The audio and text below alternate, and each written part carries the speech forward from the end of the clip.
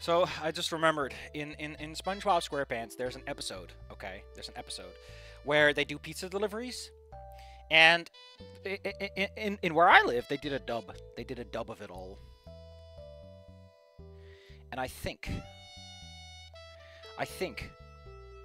the way that at some point there's a guy who's like, I want my Coca-Cola. You know, he wants his. I think it's Dr. Kelp or something. I don't even know what the fuck he says. I just know that I vaguely remember what he said, even though I haven't seen that episode in like 20 years. Yeah, he just says Coke. The problem is, you don't call it that in Dutch at all. You call it a cola. It's just cola. But he keeps calling it a Coke. And I'm like, what the fuck is a Coke? Because if you think about it, Coke, if you don't know what it means in English, your first assumption is that it means to cook. Because it is koken. Ik kook. And therefore, I was like, what the fuck is this man talking about?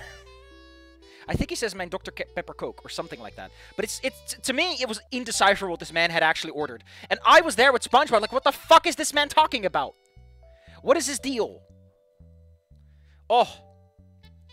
Not the best way to start off a recording. It was just in my brain, okay? I wish there was a place. No, he doesn't even say drink. He just straight goes for Coke. And I really think he does say Dr. Pepper Coke. Which is not what Dr. Pepper is at all. Because it's Coke. Fuck, it cracks me up. I barely remember this, though. I have not seen it in forever. I don't even have a TV to watch it with. Provided that that specific episode be on air.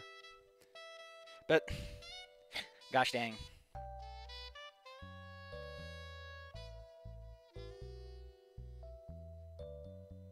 I do appreciate that they did go with a... That the Dutch SpongeBob actor did in fact go for singing the Krusty Krab pizza song. And at the end, you can just tell that he cannot sing. Because it goes like, for Yao and May! And it's just terrible. And it's, for the most part, Dutch VAs are capable of doing what needs to be done. They get the job done. You are not getting shit. And every time we went to France and we watched it, I was like, what the fuck are they saying? And why do they sound like they don't even want to be in the recording booth? Well, anyway, enough of that. I don't know why this is going like 2.5 minutes on the recording. I guess this is... You just have to live with this. At this point, you know what we're in for. Inko Noted has been interesting, and we'll get to that. Don't worry. We'll get back to that. Once nothing to something gets out of my life. Anyway. Let's experience the light of tonal whiplash as we enter Chapter 17. To be or not to be. I said it before, and I'll say it again. It is always a bold, brash, and very arrogant move to copy influential sentences.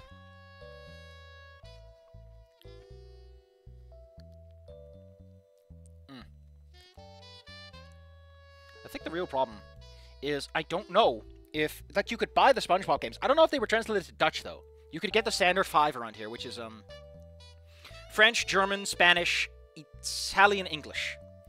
But you never got Dutch. But you did get it dubbed in Dutch. So it's a really weird situation when we really get down to it. When you slice the cake a certain way. Personally, if I ever find a game and it has, like, Dutch dubs, I'm gonna go for it. I wanna know. The only part is, like, for a large part, you would generally know who it was. Like, you know, you could identify... Just like people can pick out Nolan North, you're always like, it's that guy. That is one downside.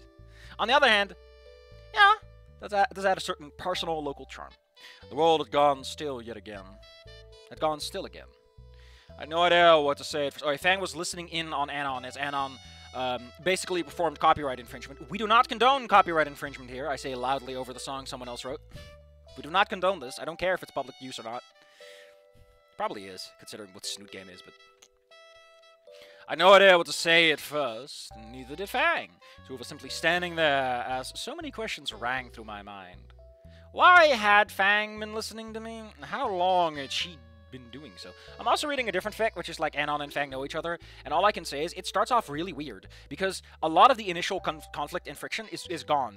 And like Naomi, I want to read that fic because like the twist, the little hoopla they pull is fantastic. Also, and I think this is worth pointing out, in the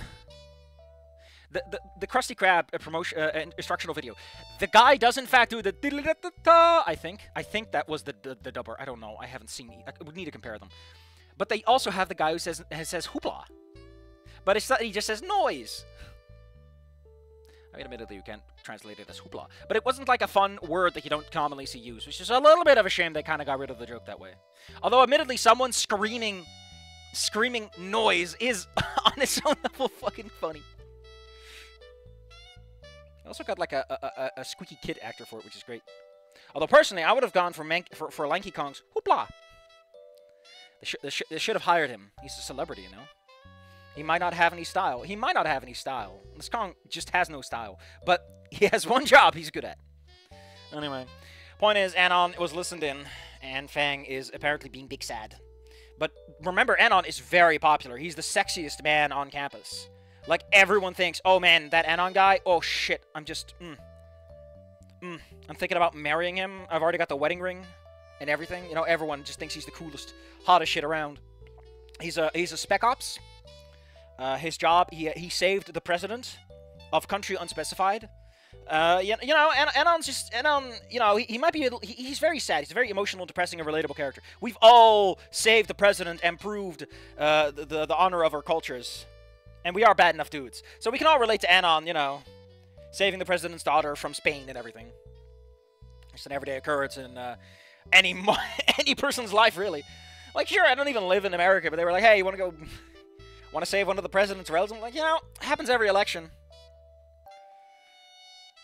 And Nungus opens half the I think you're underestimating how many guys are going to have their sexual awakening watching Anon strut by. He's got that smooth... I mean, if you have scales, having a smooth head is way less annoying. Because at least it doesn't fucking glisten. Put some baby powder up there. Or wear a hat. Yeah, you wouldn't need the cooling as much, huh? You would actually want to avoid the cooling, if anything. Because, like, hair on your head, like, you bleed the most heat in your extremities, like your head. So. And she was crying? Surely that it couldn't have been because of my realization... could have... No, wait. The realization hit me like a truck. It was impossible to comprehend at first. A surreal feeling that my guitar playing it actually brought Fang to tears. Why is Fang crying, though? It feels so weird to have Fang be... Like, I need a good reason for this, because Fang is basically crying because someone's playing the guitar, which feels so weird for the character. But after connecting the dots together, the evidence was irrefutable. You mean... And she could just say, I stubbed my toe, and like, you'll look like Watson, my good sir.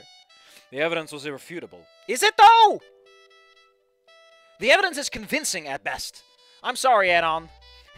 I'm standing next to him in the doorway with a little Watson hat on and everything. I don't know, Sherlock. You're making some big assumptions here, buddy. Especially considering that instead of receiving a phone, she'd stayed outside the door. I mean, that just proves that she was interested in listening in. I mean, admittedly, from Fang's perspective, the idea that someone cool would care... Remember that Trish is, like, really hyping up this idea of becoming rich and famous. So Fang might be like, oh, man, someone cool cares about us? Oh, that's so neat. You know, that might be part of it. I could see that. Listening to me play my... You stole that song, probably, and if you didn't, I'm not going to read it anyway. You can't convince me. Which reminded me... Listen, I just think that if you're a non-audio-based medium, write poetry and turn it into a song by proxy. Don't write an actual song, because songs take shortcuts. You want to know a dirty secret? Songs take shortcuts to work better as songs, because they have musical instrumentation backing, and they have to worry far more about they got more to worry about. Different priorities, different situations. You can't just quote a song. Also, it's tacky. Now, admittedly, if you do it at the end, it's a little less tacky, but anyway. You can still... I mean, admittedly, I've never played an instrument and played a song that I really like. I'm not that kind of person. My tastes are shit. Which reminded me as I managed to gulp down raising a phone. That is an awkward sentence. That feels like an interruption, not like something that should be connected to the rest of the sentence like that. You left your... I would recommend just making that an R at the end and then doing the interruption. Fang spotted the device. Eyes... Okay, so, by the way... This is not an interruption. This is you trailing off, which is an ellipses. Fang spotted the device, amber eyes widening for snatching it out of my claws, inspecting it for any damages. You mean for any damage? Or potential breaches? Yet, surprisingly, she didn't dwell on that too long, shooting past me to open the door wide as I stepped aside. Fang frantically looking inside of the class. Took a moment to realize that she was confirming her disbelief. Having found no one else who could have been playing, she slowly turned to me with that same wide-eyed stare. For now, you have pretty good evidence. I would have preferred that you said it now, like you're a little bit and then she does that, and you're like, oh, it's about me. I don't know. It gives Adam a degree of humility, you know, because he is shitting on himself nigh constantly. So give him that humility. Give him a little slap on the ass and tell him to go suck it up for a second. I had to say something, unable to keep the stutter from my voice to answer her question from before. Yeah, that was me playing. Never had I seen Fang so conflicted before at that reveal. A range... I mean, this is the first time you've revealed that, so admittedly, yeah, you haven't. A range of emotions flashing across her features. Like, this alone is good enough. I've never seen Fang so conflicted before. Why did you include this? Why did you include a qualifier that doesn't make any sense? I always like it when authors, instead of not write, like they use the wrong words or they write too much. That's always impressive. I mean, admittedly, it's because people like hearing themselves talk. You know, like an actor who's on stage, everyone's like, just get to the end of the fucking sentence already. A range of emotions flashing across her features: shock, surprise, anger, and pain. I wonder, we've had this a bunch of times where people are going through a lot. And that, I don't know, it's like they did it in the game a couple of times, but I don't know, man. Lighten up. Sometimes emotions are just that simple. Or they don't even show. Like someone has the emotions, you just can't tell. Good luck, Anon. But pain over what? I could perfectly tell what she was thinking at first, that not only had I beat her in popularity, but by her own perception, guitar playing as well. I mean, I would give Anon shit. But considering that Fang is not that kind of guitarist, she plays the bass, probably learned how to play piano as well, Anon is probably the better dedicated player. Despite the limited practice we've seen him do, he would logistically be better than Fang. Also because Fang helped break a lot of the ice, so I could see this make sense. Her claws began grasping at her own arm, sharp ditches digging into her own scales, ready to turn tail and leave, but I couldn't let her carry on like this. Fang... My call made her stop, peering at me with a fierce and judgmental look, as if daring me to say something. Yet never did I think I could have seen a look so fragile. A quiver of hers now threatening to break it as her arm drew across her own face, ridding it of the smudged teardrop. Just one teardrop, before reaffirming her facade. I mean, Facade was a cool character in Mother City, I think. He turned into a trombone. Can't do that every day. Olivia did say in that boss fight, Anna was better than you. What boss fight? But after being so long denied a chance to speak with Fang, I made use of the moment to say the 5 most important words from me to her. You're an amazing guitarist. Her look dramatically changed. Eyes blinking and snout straightened. What the hell is her nose doing? Is it crinkling? Gotta get it checked out, buddy. That's supposed to be a bone. As if she had misheard for a moment. What? Pausing, I stepped forward. You're pausing, but also moving? That's weird. Repeating what I said. You're amazing at the guitar, Fang. I'm glad he did not use a contraction for this, because then I could argue. And you don't want that. Is a contraction one word or two? The fight between Fong and Aulovia.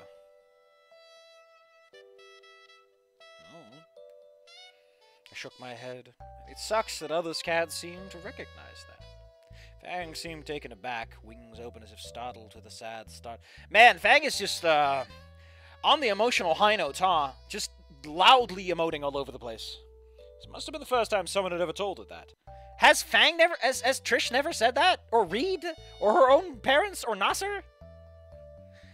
I feel weird that Trish never would point that out. Because, like, Trish says that the bass thing is a gimmick. So Trish should have naturally, at some point, at least admitted that Fang is good at the guitar. You know, to some extent. Like, it just, it would make Trish look even worse, which, admittedly, I'm all for.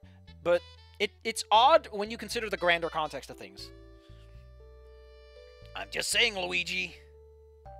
Potato, potato. That must have been the first time someone had ever told her that. You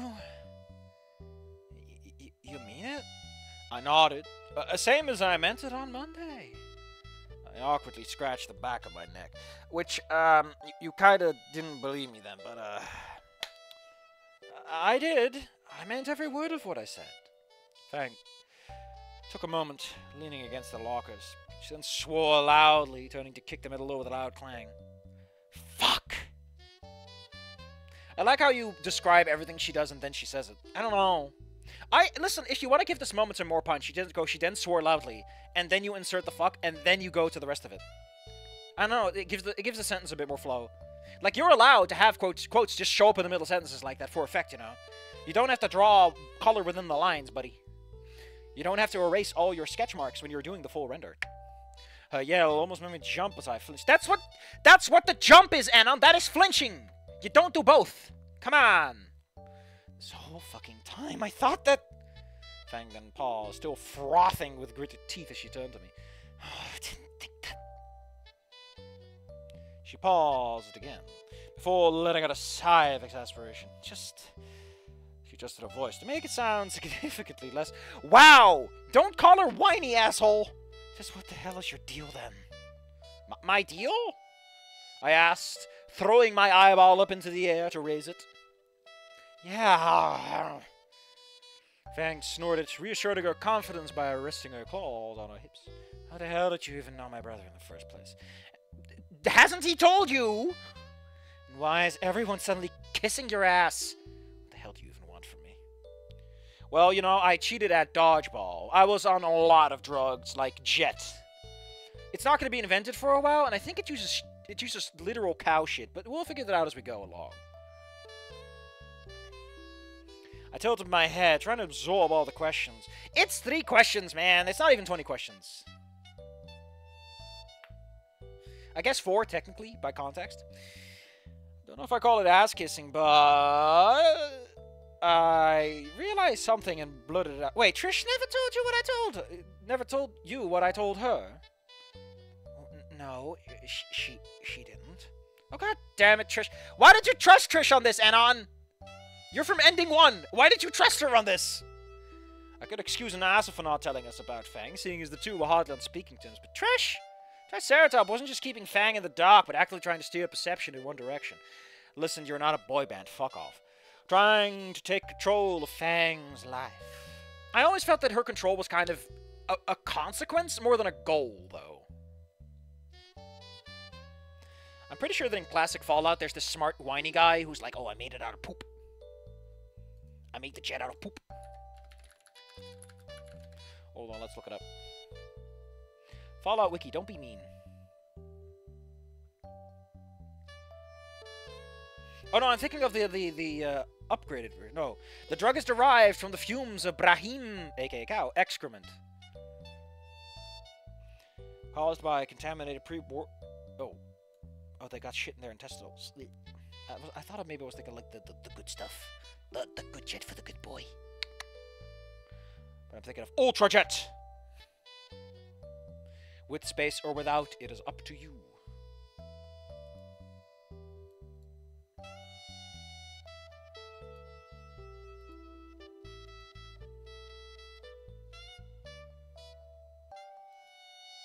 The song is distractingly smooth, though. Goes down like malt liquor.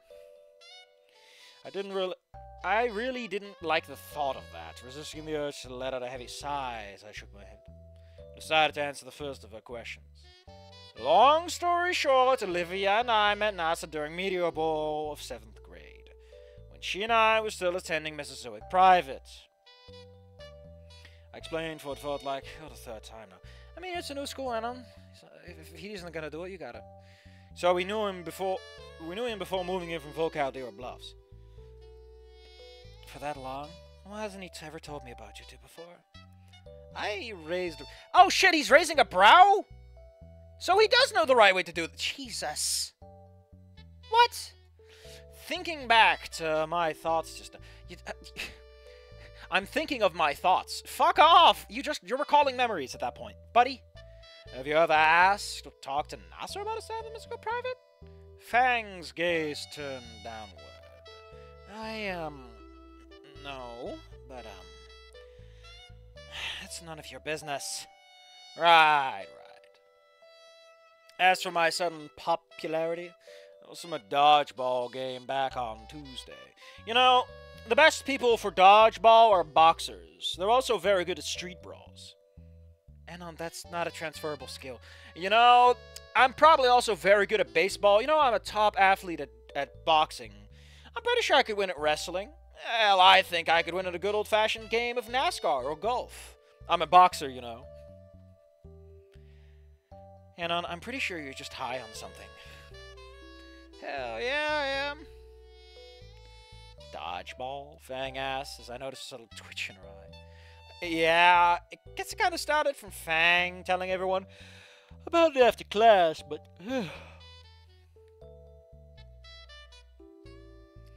It seemed like Fang really didn't care about the rest as she turned to one of the lockers and... Well, seriously? Fucking dodgeball? That's why everyone in this shithole!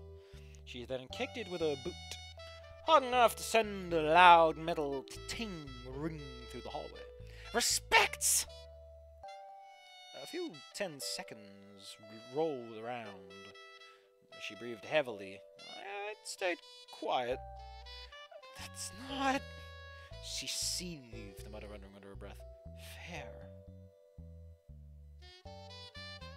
If I punch the ball back and hit someone, am I out or are we both out? I'm not baseball enough for that, buddy. I've never boxed, so I don't know the rules of baseball. I'm sorry to tell you. I slowly leaned against one of the lockers. Again, the reason I don't like all this stuff is like it doesn't matter that he's pausing. He doesn't do anything with it other than timing. I leaned against my back against the locker, head still turned to Fang as she stared forward. That's not necessarily that specific. You don't have to be that specific either. If life suddenly got fair, it definitely wouldn't start at Volcano High.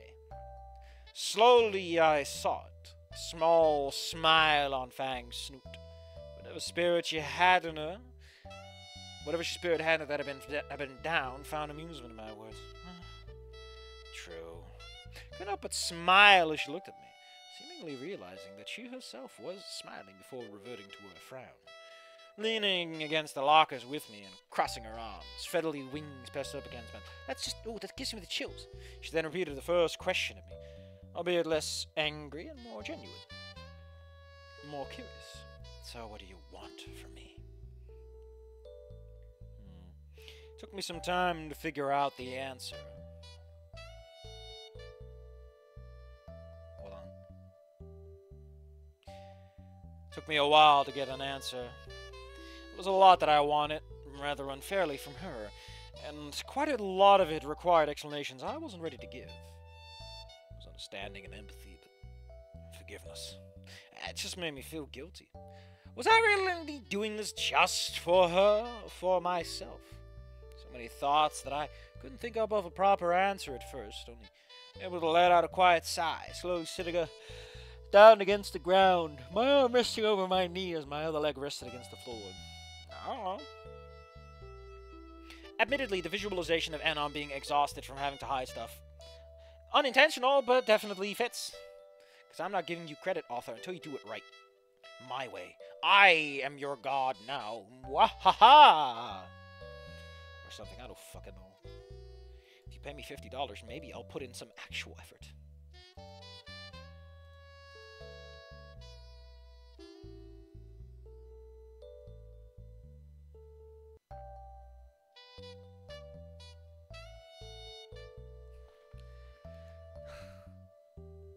What the hell?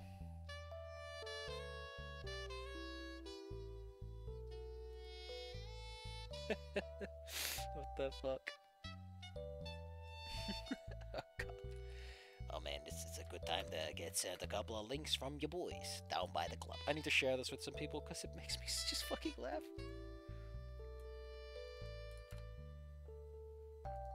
Let's move on. So many thoughts that I couldn't think of a proper answer at first. Only would let it go. Why am I tired? I've been sleeping so well of late. I don't know. Fang seemed intrigued by my answer. Much to my surprise, I found her sitting down on the ground beside me. Our backs against the lockers. Let me tell me these tried to think for a moment. It's just so much that, it comes back to me.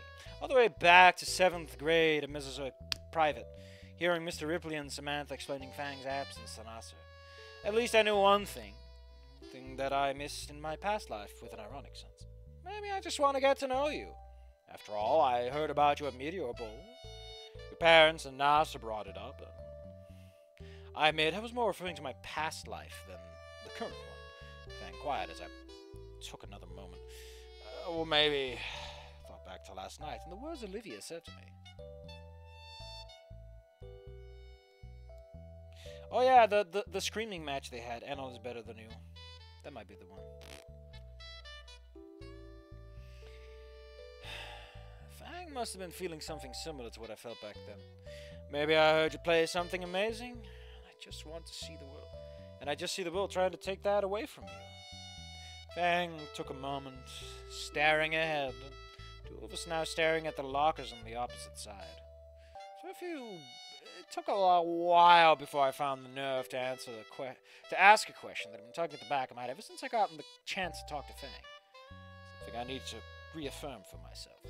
But I gotta ask, and don't answer if you don't want to, but were you crying before? I could see her eyes tilt downward, lips tightening as she looked for the words. She then looked at me with wide eyes. Trish. Oh, it took me a second to realize that wasn't a confession, but a sudden realization as my eyes widened as well, turning with Fang's gaze to see the Triceratops approaching 3 o'clock.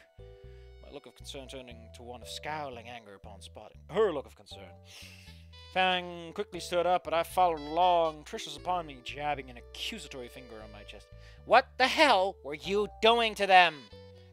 Nothing. I was just... What? Just what? Anon didn't do anything to me, Trish. Fang crossed her arms, a slight tone of annoyance and irritation out of us. What are you, my dad or some shit? Whatever aggression Trish held towards me seemed to evaporate. More shocked at Fang's half-hearted defense of me than anything else. Fang gulped heavily, opening her maw. Oh, we have maws now instead of snouts. I was so worried that you didn't come back after you said you were going to pick up your phone. At least text me next time. Fang looked away, frown frozen on her face. Right. Sorry. Pterodactyl walked past Trish without another word. Although Trish gave me a look, that made it pretty clear this wasn't over, joining Fang on the way out. Seemingly trying to engross her with a new brand or business idea. Stood there to watch them leave, and, well, I got places to be. I turned around to the opposite end. Before I could turn the corner, I turned around one last time. I popped, turned, twisted, and bopped it. To my surprise, Fang had done the same at her end. Trish around the corner, still rambling on, unknowing that Fang had stopped. We lock eyes, and I smile. Is it a special smile, Anon, or are you just looking? Buddy! This is one of those moments where characters have really vivid descriptions because the moment is so emotional and deep and it means something. And because it means a lot and it's a significant moment in the story, you put a lot of words into it. But no! A second passed and I saw her moat something. But man, I have telescopic ears, not eyes. But look conflicted, as if unsure what to return back to me. A moment later, of course, Fang continued on with Trish, sparing around the corner as I had places to be. I'm just glad I got a chance to talk to Fang. I knew I'd get another chance at some point. It's many days to a year, buddy. I moved down the hallway, finally arriving at the school entrance. A few students that were left already... Don't phrase it like that. A few students that were left already leaving through the open doors as I noticed Olivia at the top of the outside staircase. She was going to talking with Nasa, wheelchair and back turned to me. The devilish idea to surprise Olivia grew in my head. It's on her tail side, you suicidal clown. My walk slowly turning tippy toes as I became one with the shadows. It's day. What shadows? You become one with the wind, my man. Except as it turned out, my skills in subterfuge were completely undone by anyone using their eyes. As soon as I was spotted, As I was soon spotted by Nasser, looking up from the conversation, his eyes blinking as he said something to Olivia. This in turn completely gave me away, and Olivia turned around in her chair. Realizing I tried to sneak up to her, whipped out a grabber like a ranger with a big iron on her. I mean, like, and I don't think you've earned that, but somewhat more importantly is the grabber was like a one-off gag. It was never really something she used or needed in a meaningful capacity. I always thought she like bought it on like a let's have a little gag, because Olivia doesn't seem like the kind of person who wants to have like an accessibility aid like a grabber. You know, I feel like she just go, no, I'm fine, because she doesn't want to be defined by that.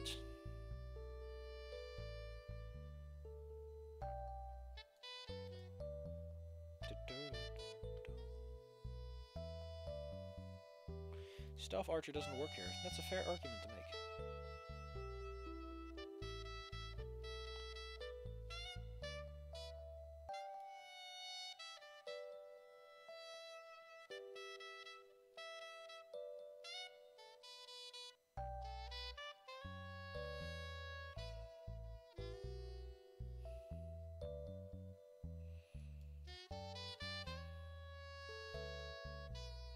Oh, this funny bundle.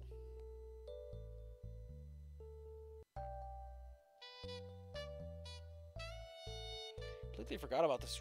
The fucking tennis game.